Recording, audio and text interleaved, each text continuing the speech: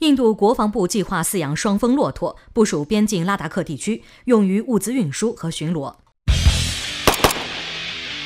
9月21号，在边境问题上，双方举行了第6次谈判。可以发现，这次印度谈判阵容中，不仅有以往陆军代表和国防部代表以外，还首次有外交部门人员参与其中。这完全可以说明一个问题：印度内部各方势力已经到了无法支撑的地步了。政府、国防部、各兵种军队、一线部队都开始有着同一个目标，就是通过谈判来解决问题。在这次印度与邻国谈判的重点问题是确定一个原则，在高原地区温度低于0下多少度之后，双方就开始避免对峙行为，但具体温度并未公布。对于印度提出的这个原则，根本上是为印度派遣的20万大军准备撤退以拖延时间。众所周知，印度是一个极其有个性的国家，死要面子、活受罪成为他们的代名词，而事情已经发展到他们不可控制的地步。现在他们正在寻找一个体面方式来解决这个问题，正好其内部的各方势力通过谈判看到了希望。印度无法继续维持下去的主要原因之一，就是军队的物资后勤保障和交通问题给他们带来了巨大的困难。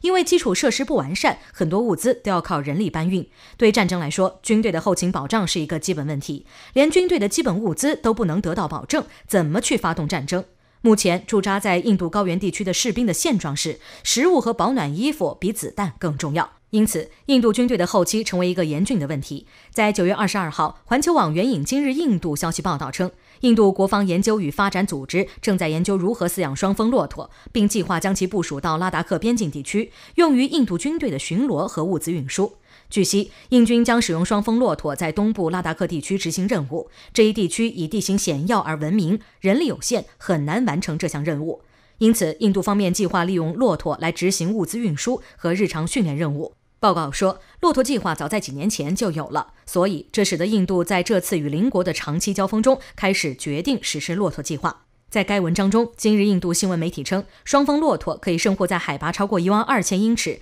约3657米的努布拉谷。在列称，印度国防研究和发展组织将饲养这些骆驼，以确保其数量能满足印军当前的需要。据悉，印度陆军兽医马诺杰·巴特拉说，双峰骆驼在17000英尺约5181米的高度上，可以承载170公斤以上的重量，比印军目前所用的矮马更重。双峰骆驼可以在极端环境下不用喝水，也能存活至少72小时，所以这是极其符合印军目前所需的重要工具。另外，他补充说，这批骆驼将在5到6个月内交给印军。